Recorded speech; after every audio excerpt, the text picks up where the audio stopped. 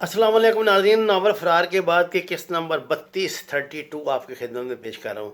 कैसे हो शमसी साहब, अचानक कैसे आना हुआ? सावित्री ने बेतकल्लुफ़ी से इसका नाम लेकर मुखातब किया तो शेर आलम को अंदाज़ा लगाने में देर न लगी कि शमसी का आना जाना यहाँ मामूल की बात है। बस जी, स्वामी जी के दर्शन करने आया हूँ, एक ज़रूरी काम आन पड़ा था। शमसी ने इनकसारी से लेकिन आंखों ही आंखों में सावित्री को खा जाने वाली हवसनाक नज़रों से देखते हुए कहा। कोई ख़ास काम ये लगता है? ये क्या? तो ये सावित्री ने अपनी आंख बड़े ज़ोर से दबाई थी, जिससे शेर आलम ने इस तरह नोट किया कि इसे कानों कान खबर ना हो सकी। अच्छा, मैं आती हूँ। ये क्या? अगर उसने बेतकल्लुफ़ी से शेर आलम का हाथ थामा और उसे मलिका कमरे में ले आया। ये भी खासा आरामदेह और कीमती साजो सामान से आरास्ता कमरा नज़र आ रहा था। शायद इसका ज़ाती कमरा था। अब सूरत हाल ये थी कि एक कमरे में शमसी मौजूद था, दरमियान वाला कमरा स्वामी जी के तसर्रुफ़ में था और इससे मलिका सावित्री के कमरे में शेर आलम बैठा था। मैं आपके लिए चाय वगैरह भेजती हूँ। ये कह के सावित्री बाहर चली गई। शायद वो शमसी को स्वामी से मिलाने के लिए जा रही थी। शेर आलम सिर्फ इन दोनों की गुफ्तगू सुनना चाहता था, लेकिन किस तरह सुने, इसे अभी तक बज़ाहिर इसकी कोई सूरत दिखाई नहीं देखी थी। फिर अचानक इसकी आंखों में चमक जाग उठी। इस कमरे में गर्म हवा का पाइप हाल ही में दूसरी तरफ गुजारा गया था। शायद अभी काम नामुकम्मल था या अभी कुछ काम होना बाकी था। शेर आलम को यकीन था कि दूसरे कमरे में दीवार की पाइप के लिए मौजूद बिल्कुल छोटे से सुराख से भी इसे कुछ न कुछ ज़रूर सुनाई और दिखाई देगा। अचानक ही दोबारा दरवाज़ा खुला। इस मरतबा जो सूरत हाल से दिखाई दी, अगर इसने इससे पहले भारत में स्वामी महाराज के आश्रम में चंद रोज़ न गुजारे होते तो शायद इख्तलाज कब्ल का दौरा इसे पड़ चुका होता। अपने जिस्म से कतई बेनियाज इस सुंदरी की चाल ढाल और इसे जिस्मानी नकूश को जिस अंदाज में नुमायाँ करने वाले लिबास में नीम मुनिया करके इसके पास भेजने का मतलब यही था कि इसका तीर निशाने पे लगा है। स्वामी की नज़र अल्तफ़ात इस पर ठहर गई है।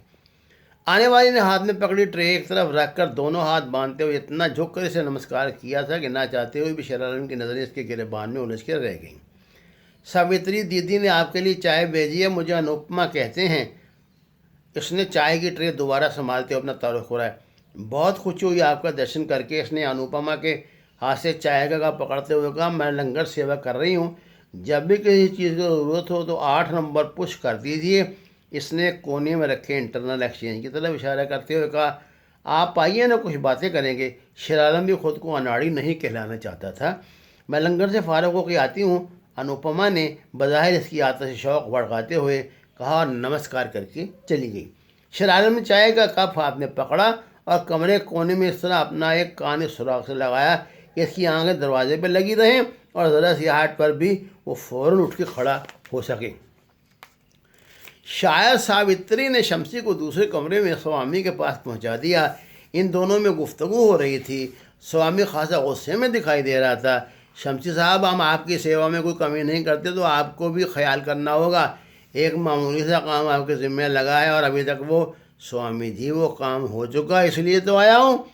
दूसरी आवाज़ शमसी की थी, जिसने स्वामी की बात काटते हुए कहा, क्या प्रोग्राम बनाया है? स्वामी ने बेचैनी से पूछा। स्वामी जी, मज़ा आ जाएगा। 28 तारीख को फ़्लाइट नंबर 713 के ज़रिए अनीस नामी एक नौजवान जैली कागजात पर JFK आएगा। इसके पास हमारे 3rd सेक्रेटरी के नाम एक बैग है, जिसमें बाहर कुछ कपड़े रखे हैं, लेकिन बैग की तह में हेरोइन छुपाई गई है। स्वामी जी, जब 3rd सेक्रेटरी साहब के लिए हेरोइन बरामद होगी तो एक दुहाई से मच जाएगी। आपने प्रेस को संभालना है और एक कॉल FBI वालों को करनी है और बस।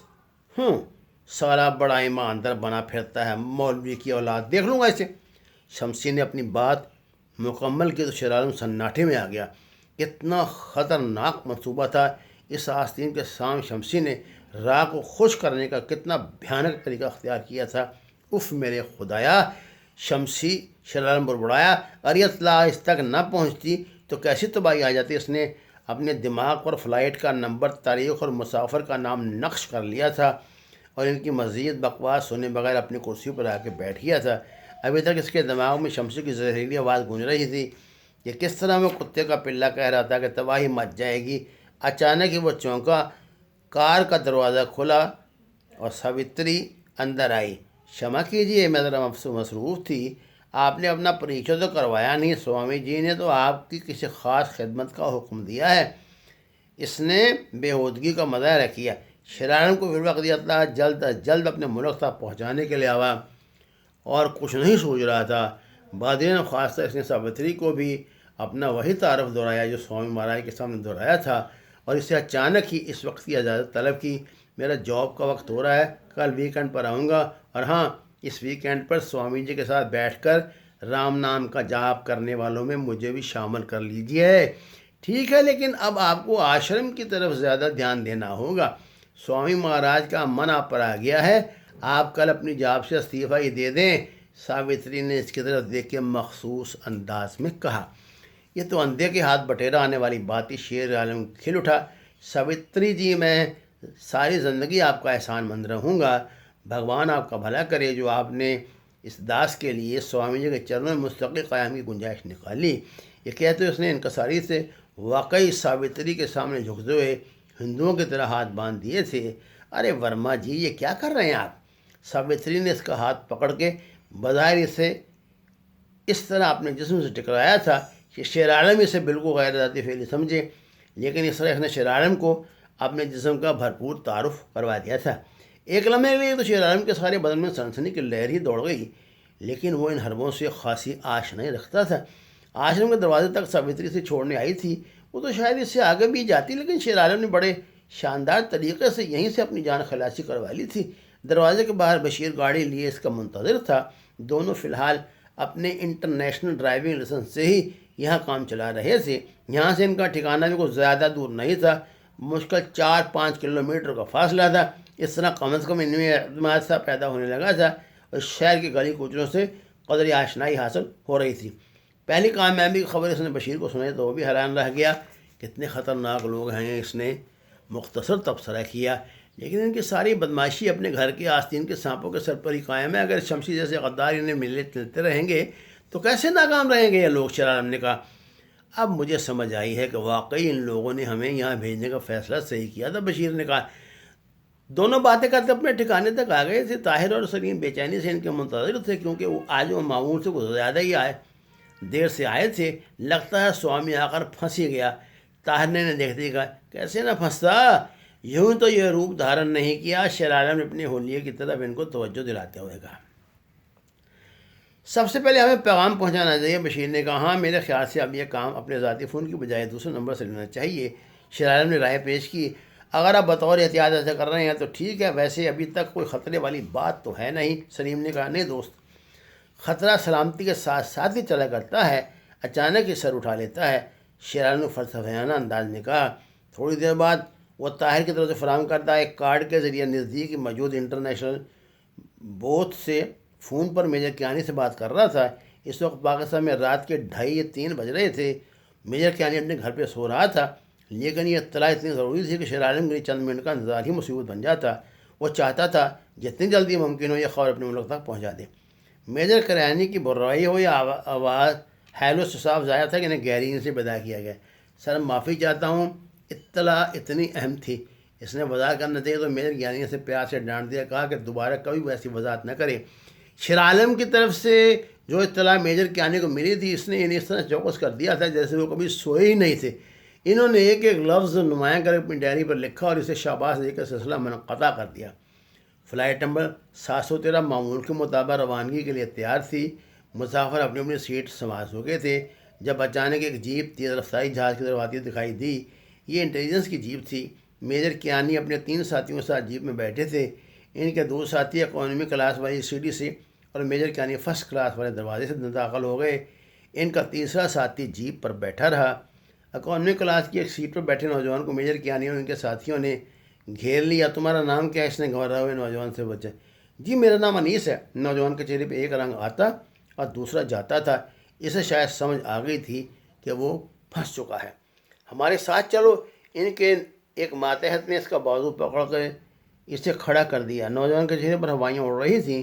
اس کو تو ہمیں گمان میں بھی یہ بات نہیں آ سکتی تھی کہ اسے اس طرح اچانک انٹیلیجنس قابو کر لے گی، کیونکہ جن لوگوں نے اسے امریکہ بھیجا تھا انہوں نے یقین دہانی کروائی تھی کہ کوئی اس کا کچھ نہیں بگاڑ سکے گا۔ اس سے پہلے اس کا ایک ساتھی بھی انہی لوگوں کے ذریعے امریکہ پہنچ گیا تھا۔ فرق صرف اتنا تھا کہ اس کا کام 2 لاکھ روپے میں ہوا تھا اور اس کا صرف 50,000 میں۔ ان لوگوں نے اسے پاکستانی سفارت خانے میں اپنے دوست کے لیے ایک بیگ دے کر کہا تھا کہ ان کا یہ دوست اسے لینے کے لیے خود ایئرپورٹ پر آئے گا اور وہاں امریکہ میں اس کے سارے کام اس شخص کے ذریعے ہو جائیں گے۔ انیس بیچارے کو صرف اس بات کا علم تھا کہ اس کے حالات پہ ترس کھاتے ہوئے اور اس کی جنونی خواہش کی پیش نظر ٹریول کمپنی کے خواجہ صاحب کو اس کی حالت پہ رحم آ گیا ہے اور انہوں نے بطور خاص صرف خدا ترسی سے کام لیتے ہوئے اس سے 50,000 روپے لے کر اس کا وہ کام کر دیا جو 5 لاکھ میں ہوتا تھا۔ جب خواجہ صاحب نے اپنے سفارتکار دوست کا بیگ اسے تھمایا تو بھی اس نے سرسری طور پر اس کا جائزہ لیا تھا، لیکن انیس کو پھر اپنی سوچ پہ شرمندگی بھی ہوئی کہ اس نے کیوں خواجہ صاحب جیسے نیک انسان کے متعلق ایسا گمان کیا جنہوں نے اسے امریکہ پہنچانے کے لیے لاکھوں روپے کا نقصان اٹھا لیا تھا۔ اسے اس بات کا پتہ تھا کہ اس کے جعلی کاغذات پکڑے گئے ہوں گے اور ان لوگوں نے اسے گرفتار کر لیا۔ یہ بات تو اس نے کبھی نہیں سوچی تھی کہ یہاں کوئی دھماکہ بھی ہونے والا ہے۔ اس کے سامنے اس کا بیگ پھاڑا جا رہا تھا۔ اس ڈبل طے والے بیگ میں قریباً 1 کلو ہیروئن موجود تھی۔ انیس کی تو جان ہی نکل گئی۔ اس نے بچوں کے ساتھ دھاڑے مار مار کے رونا شروع کر دیا اور قسمیں اٹھا کر کہنے لگا اسے اس بات کا علم نہیں تھا کہ اس بیگ میں کیا ہے۔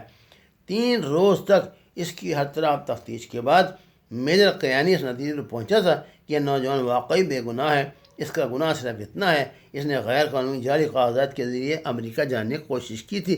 ٹریول کمپنی والے خواجہ کو جب اس بات کا علم ہوا اسے گرفتار کرنے والی عام پولیس یا کوئی CID والے نہیں بلکہ ملٹری انٹیلیجنس کے لوگ ہیں تو اس کے ہاتھ پاؤں پھول گئے۔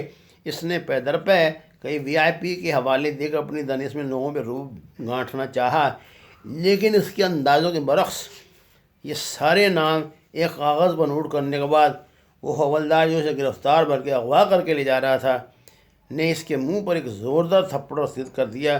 دوسرے نے اسے دھکا دے کے جیپ میں پھینکا اور جیپ چل دی۔ خواجہ نے 2-4 جوتے کھا کر بتا دیا کہ مرزا نے اسے یہ بیگ دیا تھا اور 5 لاکھ روپے دینے کی پیشکش کی تھی۔ 2 لاکھ ایڈوانس دیے تھے، 3 لاکھ مال پہنچنے کے بعد دینے کا وعدہ کیا تھا۔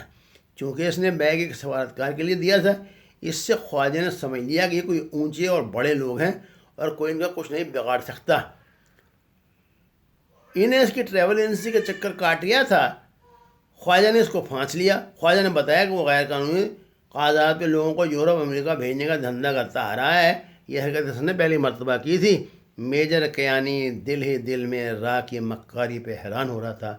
ان لوگوں نے بظاہر کتنی سادگی سے یہ سارا چکر چلایا تھا اور اسے محض سمگلنگ کا ایک عام سا کیس بنا کر اس کے ذریعے پاکستان کی ساکھ کو تباہ کر دینے کی کوشش کی تھی۔